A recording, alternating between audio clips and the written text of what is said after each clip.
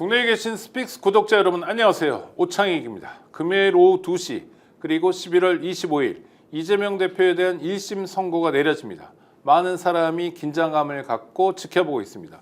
한쪽에서는 제발 이재명 대표가 억울한 누명을 벗었으면 좋겠다는 바람으로 재판을 지켜볼 거고요. 또 다른 한쪽에서는 감옥에 가라며 재판을 지켜보고 있기도 할 겁니다. 중요한 건 자기 진영의 이익이나 자기 기분 같은 게 아니라 있는 그대로의 사실입니다. 오늘은 그런 의미에서 아주 중요한 분을 모셨습니다.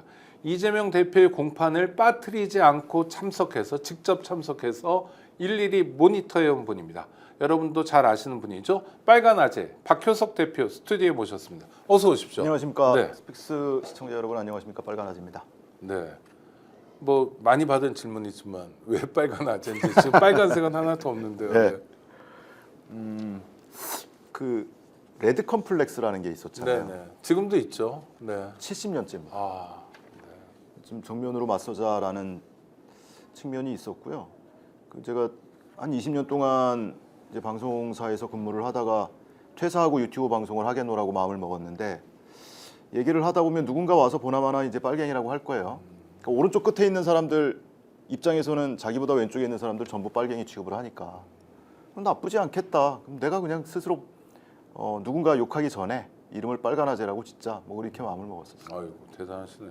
하긴 근데 우리가 약간 그 레드 컴플렉스가 심한 게 윤석열 정권이 북한이 러시아에 파병했다 안 했다 이런 얘기가 있으면서 그럼 우리는 우크라이나를 돕자. 그 중에 어떤 분들이 있냐면 우크라이나가 6.25 참전국이어서 돕자는 분들이 아니 있어요. 국민의힘 의원 중에도 그런 얘기 한 분이 있던데요? 정말 환장하겠대요. 과거 소련 아니에요? 그러니까요. 소련 참 이제 기가 소련 막혀서. 공군이 참전하긴 했는데 그러니까 그냥 나 싫으면 다 빨갱이 이런 거잖아요. 그런 거죠. 그러니까 서 있는 자리에 따라서 풍경이 달라진다고 오른쪽 끝에서 보면은 전부 빨갱인 거죠. 자기 빼고는.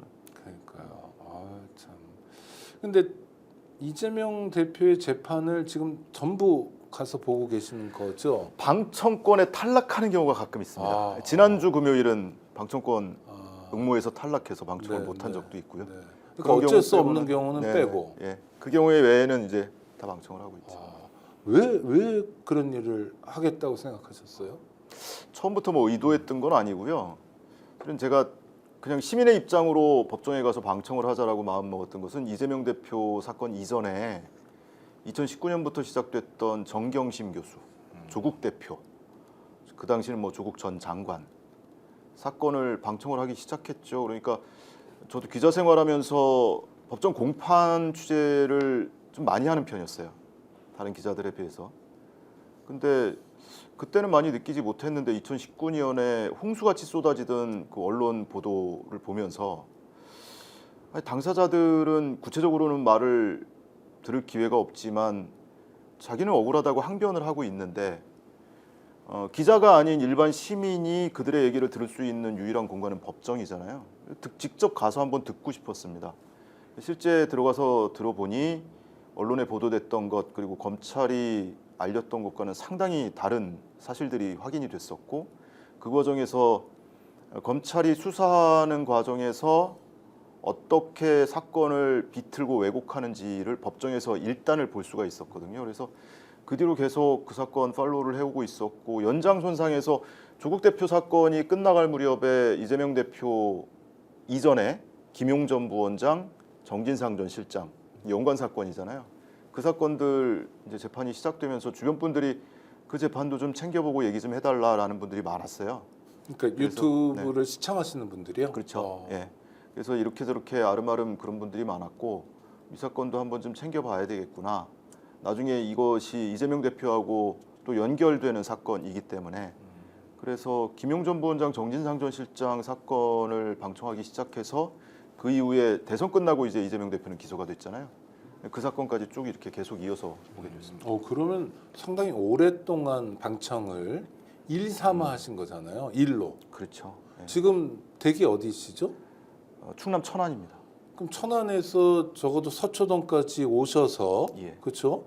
와 보통 일이 아닌데 제가 얼마 전에 김중배 선생님이라고 올해 예, 90, 들어본 것 90세 같아요. 되시고 한겨레 대표 MBC 사장도 하시고 예. 그전에 87년 6월 항쟁 때 동아일보 편집국장으로서 아주 정말 동아일보의 최전성기 예. 시대를 책임지셨던 언론인인데 4.19 때 방청 갔던 말씀을 해주시더라고요. 그때만 하더라도 기자들이 흔히 우리가 얘기하는 레거시 미디어 종사자들이 방청 가서 다 적었다는 거예요. 그때는 모든 언론이 다 레거시였어요. 그러니까 아니 그러니까 그래도 공판을 소홀히 하지 않았다. 그런데 지금 기자들은 검사들 얘기만 듣고 기사를 쓰는 경향이 강하다. 공판을 들어야지 이쪽 얘기 저쪽 얘기를 들어야 진실에 가까이 가는 거 아니냐. 이러고 아주 원통하다고 통탄을 네, 하시더라고요. 근데 실제로 지금 이재명 그 대표 재판이나 그 전에 조국 장관부터 쭉 보시면 흔히 얘기하는 기성 언론 기자들이 다 그렇게 성실하게 들어옵니까? 어떻습니까?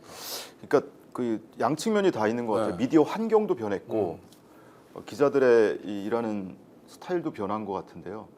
그 과거에는 시간이 좀 들더라도 글이 고급이었습니다. 네. 그 시절과 비교를 하면 지금은 굉장히 질이 많이 떨어지죠. 그 이유가 뭐 실무적으로는 속보 경쟁에 있는 것 같아요.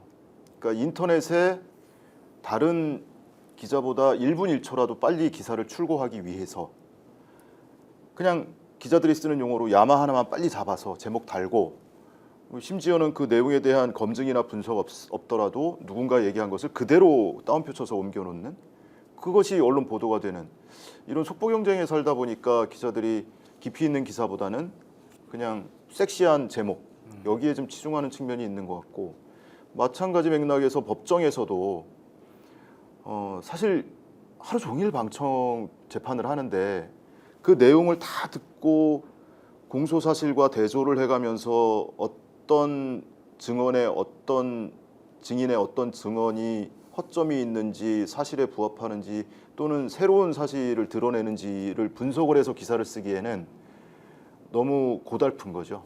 아니 지금 빨간 아재 유튜브를 하시잖아요. 네. 우리 구독자 여러분 많이 구독해 주세요. 근데 몇 분이서 하세요 지금? 저 혼자 합니다. 혼자서도 그걸 하고 계시잖아요. 그러면 특정 언론으로 가보면 뭐 그냥 한겨레라고 치면 기자가 200명 이상이 있거든요. 또 법조팀이 있어서 상당수의 기자들이 서초동 일대에서 활동하고 있잖아요. 혼자가 아니니까 여럿이니까 얼마든지 분업해서 할 수 있고 또 중요한 사건이니만큼 만약 그 지금 빨간 아재님이 말씀하신 것처럼 제대로 공소 사실과 변호인의 주장 뭐 이런 걸 가지고 사건을 분석한다면 검찰이 장난치거나 하는 것도 굉장히 줄어들지 않나요? 그럼요. 그러니까 없어지거나?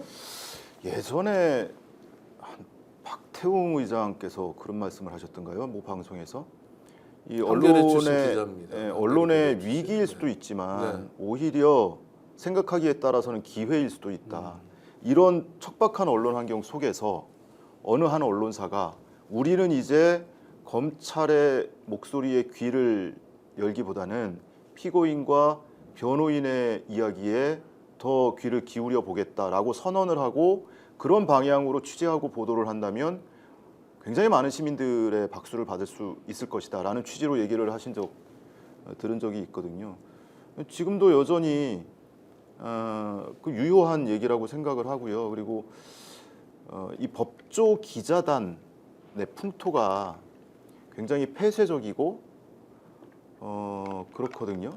자기들이 출입처나 어디든 그런데요. 네, 그리고 나름 엘리트 의식 이런 것도 있어요. 네. 좀 웃기는데. 네. 그러니까 조국 대표나 정경심 교수 사건 때를 돌아보면 이 주요 일간지 중에 종합 일간지 중에 그나마 조금 진보 매체라고 하는 곳도 더한 곳도 있었어요. 보수 매체보다. 한겨레 경향이죠. 네, 네. 그 매체의 법조팀장은 지금 조선일보로 이직해 있는 기자도 있고요. 어이고. 네. 그 이 출입처 문화의 폐해 그리고 자기들끼리의 그 폐쇄적인 그 구조 속에서 어떻게 하면은 내가 여기서 더 출입처 주요 취재원들과 가깝게 인맥을 쌓을 수 있는지 뭐 그런 것들 그러니까 사사로운 것들도 개입하면서 그런 문제가 계속 이어지지 않나? 아니 수사라는 게 결국 실체적 진실을 밝히는 작업이라면 이쪽 주장 저쪽 주장 이쪽이 제시하는 근거 저쪽이 제시하는 근거를 견주어 가지고 그럼 나름으로 그려질 수 있잖아요. 물론. 우리 박 대표님 그렇게 하시는 거잖아요. 그러니까 검찰의 주장을 배격하겠다는 게 아니라 검찰의 주장을 바탕에 놓고 변호인이나 당사자가 뭐라고 얘기하는지 들어봐서 한번 진실을 찾아보자. 이 작업을 하시는 거죠. 아주 기본으로 돌아가면 돼요. 그 기자 기본이죠. 기자 그렇죠. 입장에서는 너도 얘기해봐 이거죠. 기사 가치를 평가하는 기준이 몇 가지가 있잖아요. 그 중에 뭐 화제성, 네네. 뭐 시의성, 근접성 뭐 이런 몇 가지 요소들이 있단 말이에요. 근데 이제 시의성이라는 건 가장 최근에 일어난 일, 뭐 이런 것이고, 그리고 처음 듣는 얘기 이런 것들이 기사 가치가 더 높은 거잖아요. 네네. 근데 수사 과정에서 많은 기사가 보도가 되는데 그 보도의 대부분은 수사기관을 통해서 나오는 수사기관 발 보도예요. 검찰 발 보도, 검찰 관계자에 따르면, 법조계에 따르면 이라는 식으로 인용을 하고 보도가 되거든요. 그러면 검찰이 주장하는 것, 검찰이 두고 있는 혐의점의 내용에 대해서는 상당 부분 이미 알려진 내용이에요. 법정에서 검사들이 하는 얘기는 그것을 조금 더 디테일하고 구체화해서 듣는다는 것뿐. 근데 피고인의 입장을 듣는 거는 법정에서가 거의 첫 번째 기회란 말이에요. 피고인의 언론이 항변. 취재를 하긴 하지만 네. 뭐 별로 자세히 보도하진 않죠. 범죄자라고 생각하기 때문에 그런 거죠. 그러니까 기사 가치로 보더라도 똑같은 양쪽의 변론이 있을 때 검찰의 주장은 익히 들어왔던 것, 근데 피고인의 주장은 처음 듣는 것일 가능성이 높아요. 그럼 기사 가치로 따지더라도 피고인의 주장이 더 기사 가치가 높은 거거든요. 네, 새로운 얘기니까. 근데 보도는 거꾸로 하죠. 그게 출입처 문화의 폐해라고 저는 생각합니다. 아유, 그러니까 무슨 연어 같은 모습이네. 거꾸로 강물을 거슬러 올라가는 것 같고 혼자서 대단합니다.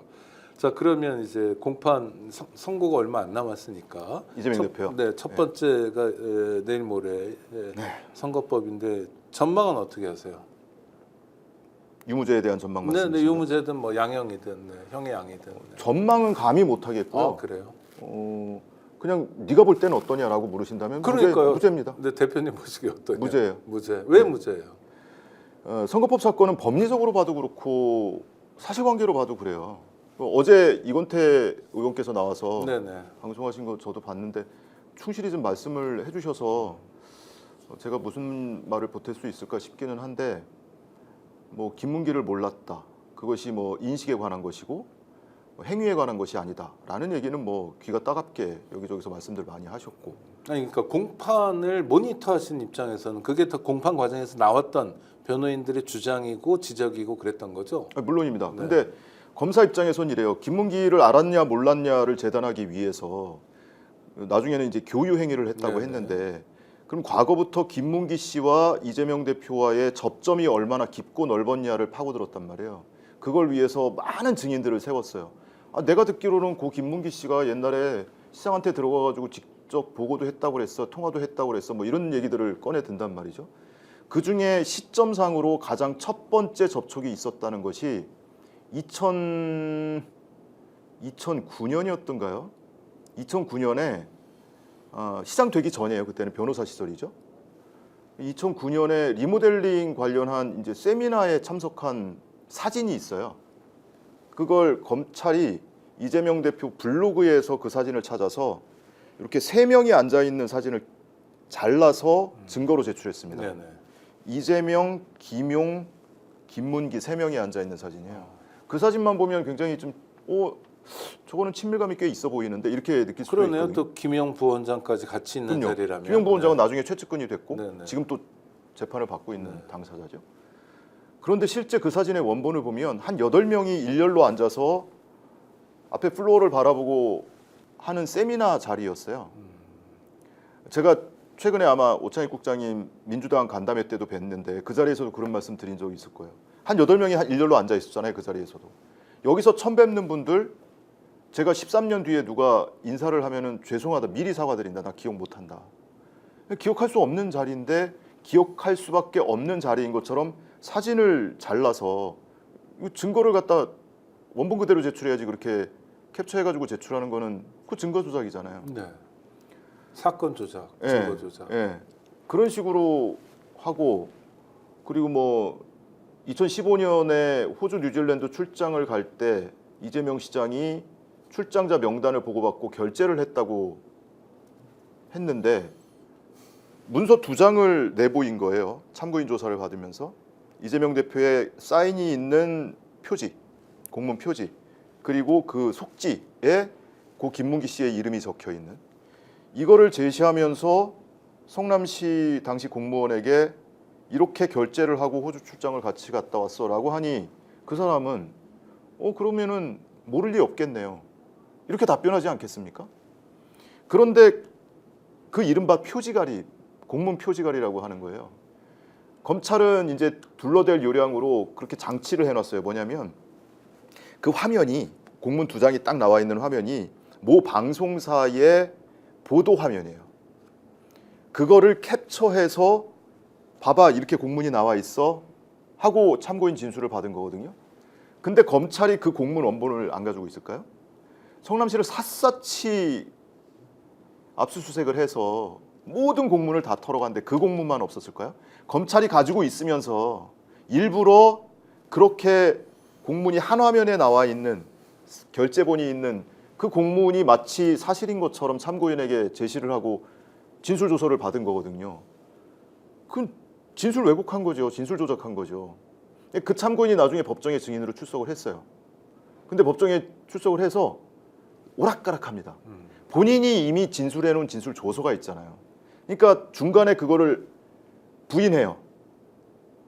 그러다가 뒤에 가서는 또 다시 원복을 하고 한번 이렇게 왜곡된 오염된 진술이 제자리를 잡기까지 어려운 거예요. 그걸 검찰들이 너무 잘 알기 때문에 그런 식으로 수법으로 활용하는 거거든요. 이런 식으로 증거를 조작하고 진술을 조작하고 물증으로 탄탄하게 입증이 되면 그런 짓을 왜 하겠습니까? 증거가 있으면 그렇죠. 네. 없으니까 억지로 사건을 맞추다 보니까 만들다 보니까 그런 무리수까지 두게 되는 거죠. 저도 그렇고 구독자 여러분들도 궁금해하실 게 그러니까 공판에서 보면 아까 그 13년 전 저 심포지움 세미나 장면 8명 있었는데 3명만 잘라서 사진을 내보낸 걸 증거로 썼다. 증거로. 그게 이제 공판에서 다 엎어진 거죠. 그러니까 8명짜리 사진이 여기 있는데 검찰이 이렇게 증거를 조작한 겁니다라고 재판부에게 제출하면서 다 검찰은 제출했고 변호인이나 피고인은 이런 식으로 증거 조작했다라고 라고 공판에서 주장을 하죠. 한 거죠. 그렇죠? 그러니까 그거를 다 본 거잖아요. 재판부는. 봤죠. 그러니까 우리 대표님처럼 예. 그러니까 무죄다라고 말씀하시는 건가요? 그러니까 제 주장이 이 무죄라는 것이고요. 재판부도 네네. 당연히 무죄 선고를 해야 된다고 아니, 생각하는데. 똑같이 봤을 거 아니에요. 네. 근데 이게 이런 게 있습니다. 제가 꾸준히 이런 주요 사건들을 법정에 가서 방청을 하는 이유가 네. 그 피고인 기소된 당사자의 유무죄도 당연히 중요하게 생각을 하는데 그 못지않게 중요시하는 포인트가 있어요. 제 관점은 네네. 검찰 조사실에서 누구를 때리는지 무슨 협박을 하는지 우리는 알 수가 없잖아요. 판사도 모르잖아요. 그거는 검찰 조사실에 누가 들어갈 수가 있습니까? 그러니까요. 근데 법정에서 아주 빙산의 일각이나마 검찰 조사실에서 무슨 일이 있었구나라는 거를 확인할 수가 있다고요. 예를 들면 한 가지 사례만 네네. 들면 이재명 대표 위례 관련한 사건을 수사하고 그 재판이 진행 중인데 뭐 과거에 유동규 씨가 정진상, 김용을 데려오고 다니면서 뭐 접대를 하고 민간업자들하고 유착했고 이런 것을 입증하기 위해서 검찰이 유동규 씨 단골 술집 주인을 찾아갑니다. 수사 과정에서 찾아가서 보니까 이 집이 불법 영업하고 있는 집이었어요. 네네. 그러니까 뭐 일종 접대부를 둘 수 없는 업종인데 실제로 접대부를 불러서 접대를 하게 하고 이런 집이었어요. 이를테면 약점이 많은 업소군요. 그렇죠. 네. 그런데 그 사람하고 가서 면담을 하고 1시간가량 면담을 하고 이 사람이 자필 진술서를 씁니다. 그 자리에서. 네. 뭐 유동규가 누구랑 왔었고 뭐 술값을 누가 냈고 뭐 이런 내용을 자필 진술서를 쓰는데 이 사람이 나중에 증인으로 출석하거든요. 네. 근데 증인으로 출석을 해서 변호인이 신문을 하다 보니까 그 자필 진술서의 내용이 본인이 기억하거나 본인이 이야기한 내용이 아닌 거예요. 그냥 검찰 수사관이 불러준 거를 불러준 대로 썼다는 거예요. 하고 사인만 했다. 네. 네. 목차 또 1, 2, 하나는 3, 4, 5. 김용이든 또 누구요? 유동규가 접대했다는 사람이 김용 같은 사람이에요? 김용 부원장 같은 사람? 김용, 뭐 정진상, 정진상. 예. 그걸 알아요? 그 술집 주인이? 이름도 모르고 아. 얼굴도 모르고. 근데 진술서에 나와요. 김용, 정진상을 데려와서 접대했다는 몇 내용이. 번을 뭐 왔다 갔다 뭐 이런 얘기가 다 근데 이름도 얼굴도 모르고. 모르고. 근데 어떻게 진술서를 또 쓰지? 다른 술집 주인도 마찬가지예요. 어. 근데 이 술집 주인한테 변호인이 물었어요. 어디서 면담했니? 어디서 그 수사관들을 만났니? 네네. 가게에서 만났대요. 네. 근데 이 사람의 진술 조서를 보면 뭐 손님이 원하면 접대부를 불러줬고 우리 가게는 뭐 유흥주점이라고 이렇게 써 있는 거예요. 유흥주점 아니거든요. 네네. 접대부 불러주면 불법이거든요. 네네. 근데 마치 자백을 하듯이 그렇게 써 있는 거예요. 어. 근데 왜 이렇게 썼냐? 자백하듯이 왜 이렇게 썼냐? 라고 물었더니 수사관이 그거는 뭐 별개 문제니까 영업에 대해서는 문제 삼지 않겠다고 했습니다. 그러니까 아, 그러면 정말 뭐가 드러나네요, 지금. 그러니까 네. 우리 이 세간의 범인들이 쓰는 표현으로 하자면 너 그거 눈 감아줄게. 쓰라는 대로 써. 이렇게 된 거잖아요. 그런 진술 조서를 가지고 뭐 유착이 어떻고 몇 번을 왔다 갔고 그걸 혐의를 입증한답시고 그렇게 재판을 하고 있는 거예요. 그러니까 참 기가 막히죠. 그렇게 사건을 비틀고 막 왜곡시키고 하니까 그런 것들을 법정에서 조금이나마 발견할 수 있는 거예요. 그러면 판사 입장에서는 네네. 화나야 될 거 아닙니까? 나를 속인 거잖아요. 그렇죠. 객관적인 유리하든 불리하든 모든 수집한 증거를 제출을 해서 그걸 보고 내가 판단을 하게 해줘야 되는데 나를 속이는 거잖아요. 가짜 문서를 내는 거잖아요. 말하자면 그렇죠. 화가 나야 돼. 네. 그러면 검찰의 그와 같은 위법 행위에 대해서 제동을 걸어줘야 될 거 아닙니까? 근데 다 보고도 못 본 척 너무 알고도 점잖은가요, 모른 우리 판사들이? 네. 그거를 그런 행위가 있을 경우에 사후적으로나마 통제해 줄 수 있는 유일한 기관은 사법부예요. 네네. 그걸 국회에서 하겠습니까? 시민이 하겠습니까? 그런 일이 벌어지는 걸 모르는데 그리고 무슨 권한이 있어서 그걸 사후에 통제를 하겠습니까? 그럼 재판장이 그런 사실을 확인했다면 그거를 판결할 때 반영을 해줘야죠. 네. 그런데 대부분의 경우에 그냥 모른 체 하고 그냥 넘어가요. 그러니까 이번에 지켜봐야 되겠네요. 그게 그러니까 판결에 나오나 안 나오나. 검찰이 똑같은 짓을 반복하고 있는 거예요. 제동이 안 걸리니까 이거 먹히네. 더 과감하게 그런 짓을 일삼는 거죠. 제가 판사면 그냥 그 자리에서 공소 기각을 해버리고 이 재판 종결하겠다고. 뭐 그래야 되죠. 네. 그래야 마땅하죠. 교훈이 생길 텐데. 야, 그러니까 그 술집 사장님은 검찰 입장에서 보면 정말 그 공포의 대상이죠. 마음껏 요리할 수 있는 거. 이 사람 입장에서 검찰이 되게 무서울 거 아닙니까? 네. 동네 경찰도 무서울 텐데. 그러니까 진술서를 그렇게 표현하면서 진실의 일단에 가 닿는 건데. 자, 아니 그 네. 성남시 공무원 사례도 하나 들어볼게요. 네네. 이 선거법 사건에서 성남시 공무원이 이 위례 사건 관련해서 증인으로 출석을 했어요. 주택과 주무관이었던 네네. 분인데 이분이 이 검찰 참고인 진술조서에 써 있는 걸 보면 검찰이 조사하면서 그랬대요. 이 사람이 이 위례 사업 사업 승인 업무를 맡았던 사람인데 이제 사업 승인을 해줬잖아요. 네. 근데 마치 이것이 공모지침서를 위반해서 위법한 사업 승인을 해준 것처럼 검찰이 이야기를 했다는 거예요. 너 이거 허가 승인 잘못 내준 거야. 위법하게 내준 거야. 이러면서 진술을 받아요. 그러니까 일단 윽박지르고 보는 거예요. 네. 그러니까 이 사람의 진술 조서는 마찬가지로 왜곡이 되어 있어요. 주지영이라는 성남도시개발공사 직원이 사업 승인 신청서를 가지고 왔는데 진술 조서에는 이렇게 써요. 주지영이 이거 시장님이 챙기는 사업이니까 빨리 해주라. 이렇게 얘기를 했다고 진술이 돼 있어요. 근데 이 사람이 법정에서 증언한 거는 나는 시장님을 언급한 적이 없어. 주지영이 나한테 얘기한 것은 이것은 성남시 사업을 우리가 맡아서 하는 거니까 빨리 해줘. 라고 얘기했던 거야.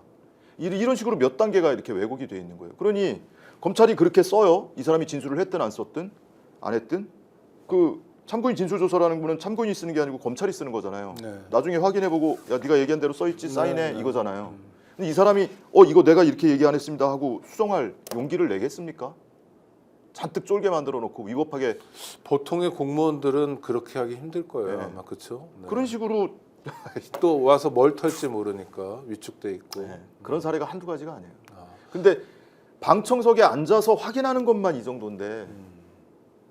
그 우리가 일반인이 알 수 없는 소위 그 30만 안에는 페이지의 도대체 기록이니 뭐 이런 것들까지 쳐다보면 더 무슨 일이 하겠죠. 있겠습니까? 그러면 또 궁금한 게 검찰이요. 예를 들어서 서울중앙하고 수원에서 70명 넘는 검사들이 이재명 사냥에 동원됐고 그 검사들은 뭐 힘이 있고 또 자원이 많잖아요. 인력도 많고 예산도 많고 그걸 막 쏟아 부으면서 지금 사건을 만들어 갔던 건데 변호인은 일단 이재명 대표는 그만큼 자원을 동원할 수 없을 거 아닙니까? 비용도 많이 들고 물론이죠. 뭐 정진상, 김용 뭐 이런 분들도 마찬가지고 아주 힘겨운 싸움일 텐데 그래도 어떻게 사건의 조각을 잘 맞춰 왔네요. 일방적으로 밀리기만 한 건 아닌 것 같고. 아, 그러니까 변호인단이 무슨 재벌 그 총수들처럼 호화 변호인단이 아니에요. 네네. 기껏해야 뭐 한 3명, 아이고. 많아야 4명. 검사들은 보통 법정에 공판 검사만이 많이 아니라 들어올 때는 한 수사관 12명까지 들어오는 것도 봤어요. 12명이 들어오고 변호사는 3명이고요. 네. 와. 그리고 그 검사들은 숫자보다 중요한 것이 1년, 2년 동안 제로 베이스부터 그 사건의 성을 쌓아온 사람들이잖아요. 네네. 이 사건의 뿌리부터 다 알고 있는 사람들이잖아요. 그리고 자기들이 사건의 프레임을 만들었잖아요. 네. 예. 내가 쓴 소설인데 아, 내가 문장 하나하나 기억을 못할 리가 없잖아요. 근데 변호인들은 심지어 일부 사건의 경우에는 기록도 잘 복사를 안 해줘서 나중에야 기록을 받아보게 되고 아니, 기록은 줘야 되는 거 아닙니까? 공판에서? 이재명 대표 사건이 대장동 위례 그 성남 FC 백현동 이렇게 4개 사건이 병합돼 있잖아요. 네네네. 이 백현동 사건 기록 복사하는데 1년 걸렸습니다. 아니 그 이해가 안 돼. 1년 걸렸다는 게 무슨 말이에요? 나중에 기소를 해서 이거 사건을 병합을 했어요. 네네. 그러면 빨리 복사를 해달라고 하면 바로 복사를 해줘야 되죠. 그렇죠. 그리고 방어권을 행사해야 되잖아요. 네. 근데 기록 복사를 검찰에 제대로 안 해줘서 계속 신청서를 내고 어차피 심리는 조금 있다가 진행될 거니까 그 핑계 대면서 미뤘는지 어쨌는지는 모르겠어요.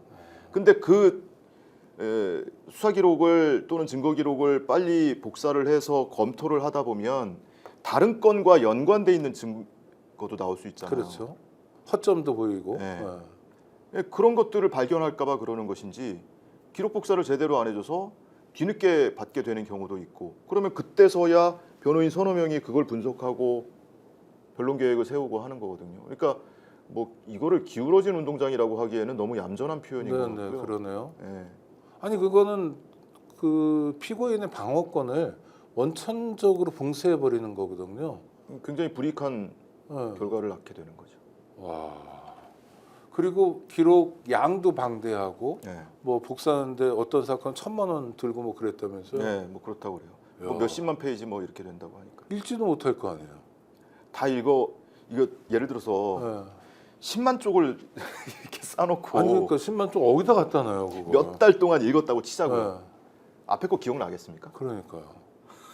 거기다 또 뭐 1년 있다가 또 주고 그게 아까 말씀하신 것처럼 그런 뭐 술집 주인의 진술서 이런 것들 다 뭐 그 사진 뭐 8명 사진을 3명으로 줄이고 이런 것들로 페이지를 다 채운 하나하나가 쟁점이 될 수 있는 수사 기록도 안 주고 네. 협조를 안 한다. 그건 그러니- 협조가 아니라 검사의 의무인데요. 네. 그런 증거 검사가 낸 증거를 이제 피고인 측에 빨리 증거 동의를 하라는 거예요. 증거 동의를 해야 증거로 채택이 되고 예를 들어서 그것이 누군가의 진술 조서 이런 거였을 경우에는 증거 동의를 안 하면 그 원진술자를 불러서 증인 신문을 해야 되니까 네네. 시간이 많이 걸린다는 네. 이유로 웬만하면은 증거 동의를 해달라고 재판부가 변호인에게 요구를 해요.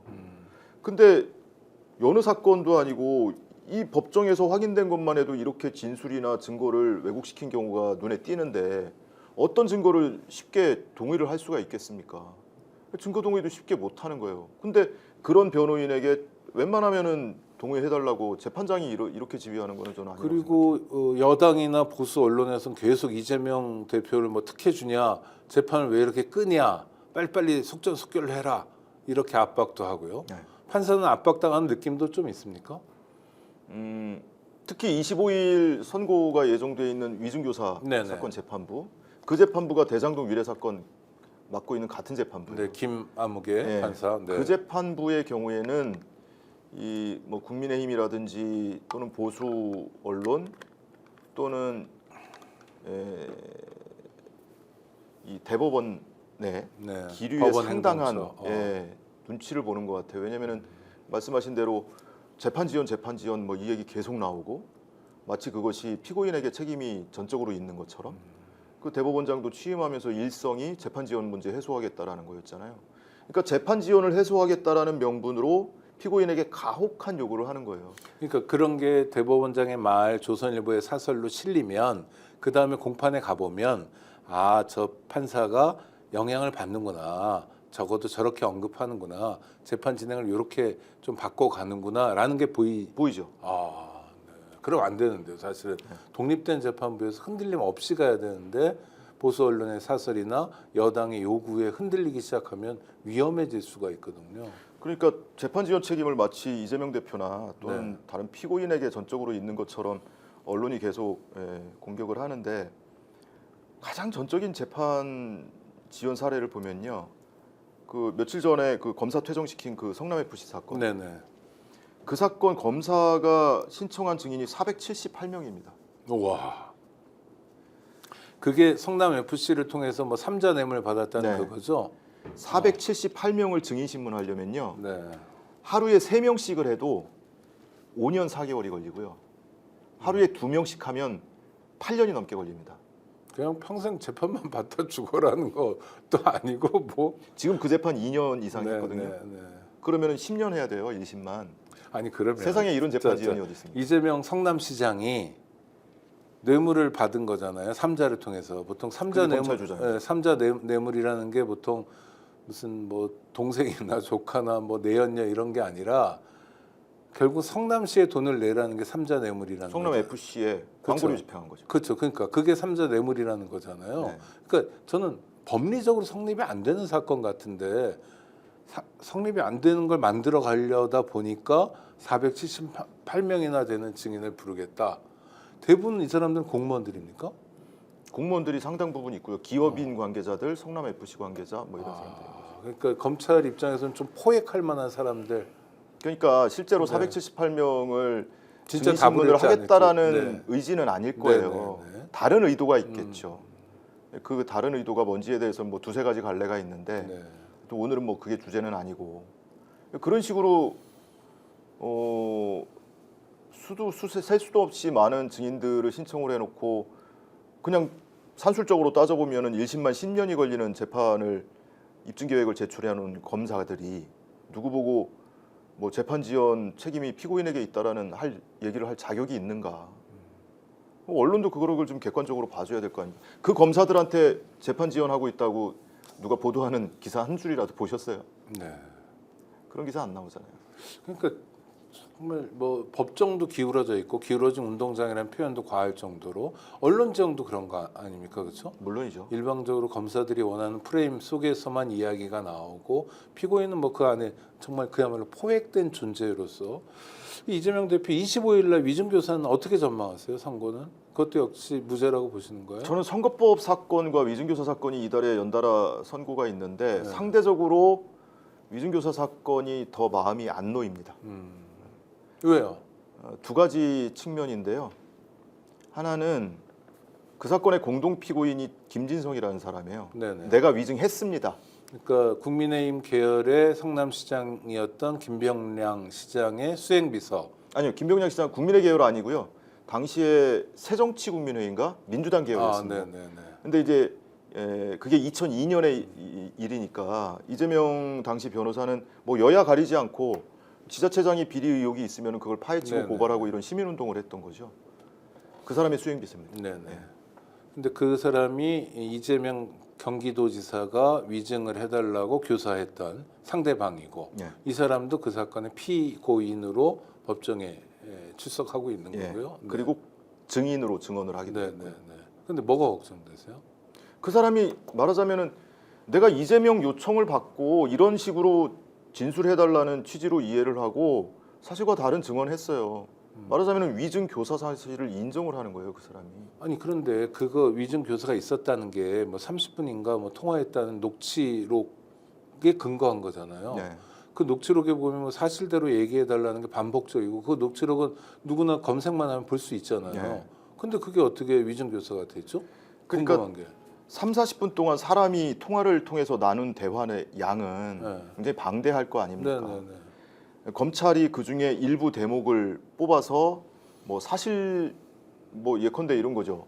검찰의 공소 사실에 부합하는 양자의 발언은 이재명 대표가 뭔가 김진석 씨가 기억이 안 난다고 하니까 이게 16년 전 일을 증언해달라고 하는 거거든요. 네네. 2002년 사건에 관해서 2018년, 2019년에 증언해달라고 하는 내용이거든요.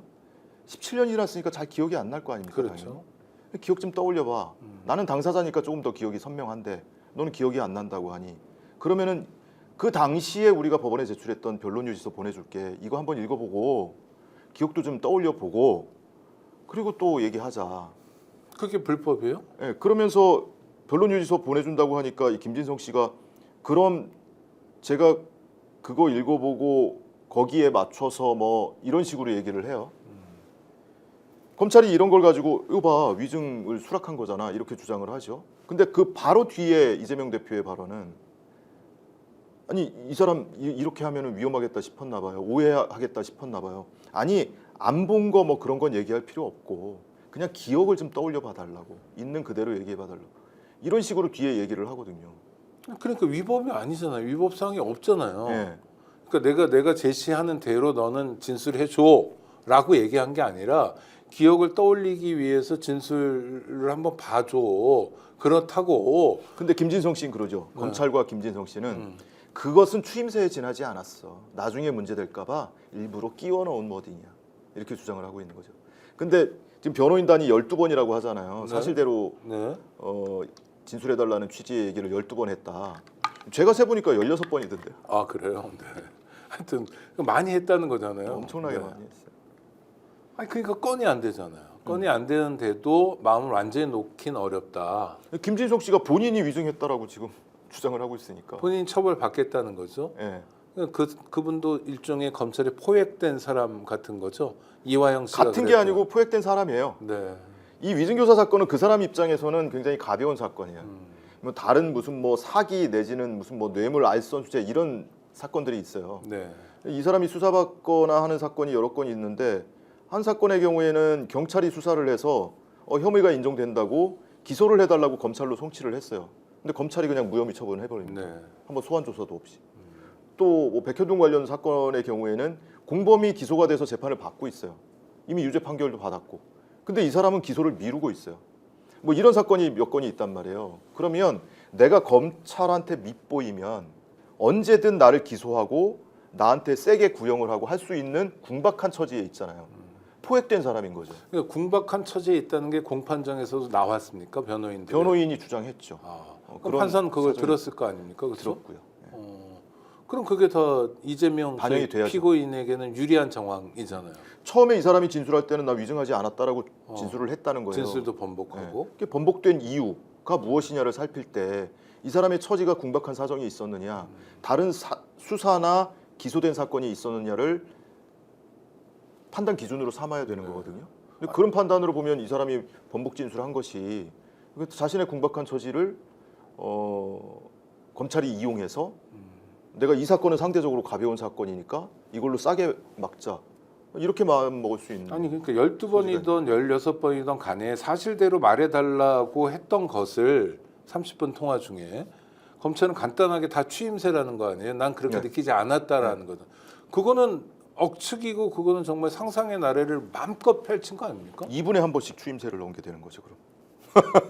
아니 그러니까 이게 상식적으로 성립 안 하는 거잖아요. 그러니까 공판장에서 앉아서 들어보시면. 이 위증교사 사건에 대해서 많은 사람들이 이거는 상대적으로 좀 위험해라고 얘기하는 이유 중에 하나가 이재명 대표에 대해서 구속영장을 신청했었잖아요. 네네. 기각됐죠, 결국. 네. 그때 세 가지 혐의 중에 하나가 이 위증교사 혐의였어요. 구속 사유 중에 하나가. 근데 재판부가 구속영장을 기각을 하면서도 첫머리에 뭐라고 써놨냐면 위증교사 혐의는 소명되는 것으로 보인다. 이렇게 써놨어요. 이거 봐봐, 영장 판사도 영장을 기각하면서도 위증교사 사건은 소명된다잖아. 뭐 다른 사건들은 뭐 다툼의 여지가 있다. 뭐 이렇게 표현을 해놨는데 위증교사는 영장 판사도 인정을 했잖아. 이런 주장들을 하거든요. 근데 영장 판사는 사건에 대해서 본안에 대해서 제대로 들여보는 역할은 아니잖아요. 물론이죠. 근데 그때 검찰이 네. PPT를 하든 뭐 녹음 파일을 일부 짜깁기해서 재생을 하든 지금 사실대로 얘기를 해달라, 안 본 거 얘기하지 말아달라, 기억을 상기해봐달라 이 부분을 PPT에 넣어서 법원에 제출했겠습니까? 그러니까요. 그런 거 안 냈을 거예요. 예상컨대 좀 전에 말씀드린 김진성 씨가 제가 그럼 거기에 맞춰서 뭐라고 한 대목 이재명 대표가 들었다고 해주면 되지 이런 부분만 부각을 시켜서 영장 판사에게 보여줬을 것이다. 편집을 해서 보여줬을 거고 네. 그 편집이라는 건 조작이라고 얘기해도 틀린 말은 아니네요. 물론입니다. 그럼 그것을 본 영장 판사 입장에서는 소명된다고 보이지 않겠습니까? 당연히. 그러니까요. 근데 변호인은 검찰이 뭘 갖고 있는 건지도 잘 몰라요. 거기서 항변하는데도 한계가 있죠. 처음 접하는데. 그러면은 영장 판사의 판단을 왜곡시킬 수 있는 거죠, 검찰이. 아, 그럼 구속영장 그 발부를 앞두고 실질 심사 때 이재명 대표의 변호인들이 정말 애쓴 거네요. 애쓴 거고요. 고생하고. 그건 공판도 아니잖아요. 실질 심사는 물론이죠. 자기들끼리 들어가서 하는 거니까. 그래도 크게 걱정할 건 없는 거 아닙니까? 어떻습니까? 제가 이 시청자 여러분들께 여러분 걱정하지 마세요. 이거 100% 무죄입니다. 이렇게 말씀드리면 안심이 되실까요? 아, 그렇죠. 맞아요. 무죄라는 제가 뭐라고 주장한들 결국에는 겸허하게 재판부 판단을 기다리는 수밖에 없는데 네. 어찌 됐든 뭐 15일이든 25일이든 유죄가 설령 나오더라도 만에 하나 나오더라도 이재명 대표의 당장 신분이 달라질 것은 없고요. 오히려 이 사건이 상소심이나 상고심 가서 뒤집힐 가능성도 농후하고 민주 진영에 또는 민주당과 이재명 대표를 지지하시는 분들이 흔들리지 않으셨으면 좋겠다. 어떤 결과가 나오더라도. 아니 이를테면 막 가장 나쁜 시나리오를 제 마음대로 상상해 본다면 굉장히 무도한 판사 재판부가 유죄를 선고하고 법정 구속을 시켜버리는 거예요. 법정 구속은 될 수가 없을 겁니다. 아, 그것까진 걱정 안 해도 된다. 아니 저는 그러면은 이제 막 그냥 윤석열 대통령은 정말 소원 성취하는 거잖아요. 그렇죠. 네? 그리고 저 이재명 대표 소위 흔들려고 하는 사람들 밖에도 많더라고요. 뭐 오늘자 신문에 보니까 중앙일보에 그 중에 한 분은 무슨 당 대표라고 인터뷰도 크게 하고 문재인 대통령의 마음이 우리에게 와 있다. 뭐 이낙연 총리와 뭐 4시간 동안 막걸리 마셨다. 뭐 이런 얘기들을 막 하는 거예요. 흔들기를 하는 거죠. 이런 사람들이 세상이 또 되면 어떡하냐라고 걱정하시는 분들 정말 좋은 의미에서 나라 걱정하시는 분들도 있잖아요. 그런데 그런 일은 없을 거다. 네, 그런 일 없을 거고요. 네. 물론 뭐 무죄 선고가 나와도 검찰이 항소를 할 겁니다. 네네. 네, 그래서 어떤 결과가 나오더라도 2심, 3심까지 가야 되는 것은 뭐 자명한 사실이고요. 최종 판단이 내려질 때까지 무죄가 나온다고 또 안심할 수도 없어요. 네. 항소심 가서 또 계속 싸워야 되니까 결과적으로 달라지는 건 아무것도 없다. 근데 만약에 이 내일 모레 선고가 있을 선거법 사건에서 100만 원이 선고가 되느냐 안 되느냐 이게 지금 핵심 쟁점이야. 네네. 벌금 100만 원이 문제가 아니에요. 이재명 대표 100만 원 아니 뭐 제가 내드릴 수도 있어요. 내줄 수만 있다면 그게 문제가 아니고 세 가지의 불이익을 주게 돼요. 첫 번째 이재명 대표 의원직 잃게 되죠. 네. 이게 확정이 될 경우에 그렇죠. 100만 원 이상이 의원직 잃게 되죠. 두 번째 피선거권 5년 동안 박탈돼서 대선 후보 못 나옵니다. 네. 경우에 따라서는 차기뿐만 아니라 차차기 대선도 못 나올 수 있어요. 지금 4년 중임제 얘기 나오잖아요. 네. 그럼 이재명 대표는 정치생명 끝나는 거예요. 세 번째, 민주당은 343억 원을 반환해야 됩니다. 토해내야 돼요. 이게 대선 기간에 선거 비용 보전받았던 거 다시 반환해야 되거든요.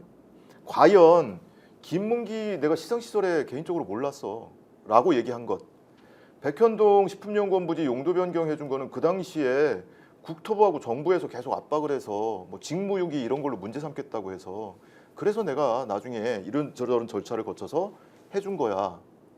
이 발언을 가지고 보호법익과 당사자의 불이익이라는 게 균형이 맞아야 되잖아요. 그렇죠. 이 당사자의 불이익이 비교할 수 없을 정도로 크다는 것이죠. 그런 측면에서 당사자만이 아니라 그 정치인을 지지하는 물론입니다. 국민들이나 네. 또 당원들 입장에서 보면 생방송 중에 말 한마디 때문에 400억을 날려야 된다면 뭐 아무 말도 안 하고 살라는 얘기냐 이 네. 나라는 이렇게 되죠. 우리 박 대표님 말씀처럼 뭐 예의주시 그리고 좀 치밀하게 지켜보는 게 사실은 이번 금요일 또 25일 공판을 앞둔 우리 시민들의 자세여야 될 것 같고요. 하여튼 저는 우리 빨간 아재의 활약 하여튼 경탄하고요. 감사합니다. 이게 기성 언론들이 안 해주시는 빈 곳을 감사합니다. 꾸준하게 이렇게 채워주셔가지고요. 근데 우리 구독자 여러분도 잘 아시잖아요. 네, 구독과 좋아요로 응원해 주시기 바랍니다. 시간은 다가오고 있습니다. 저희 스픽스도 이번 공판 함께 하고요. 또 예의주시하도록 하겠습니다. 우리의 민주주의 우리 힘으로 지켜야 되는데 그런 의미에서 스픽스도 역할하도록 하겠습니다. 우리 박 대표님 고생하셨습니다. 네, 구독자 감사합니다. 여러분 감사합니다. 스픽스는 말하는 언론입니다. 대세는 유튜브, 그중에서 스픽스. 좋아요, 댓글, 구독, 알림 설정.